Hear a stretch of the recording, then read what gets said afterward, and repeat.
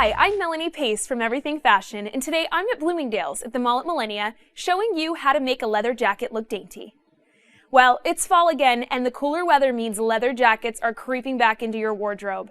Leather jackets are the picture-perfect outfit topper, and when paired with something girly and feminine, it's just enough elegance to play down the masculinity of the leather jacket. Try a lace dress or an embroidered full skirt mini. These looks can be both chic and feminine. Dresses are a staple in any woman's closet. Try this black lace number with a neutral underlay. Find a dress with a full skirt to add just enough cutesy detail.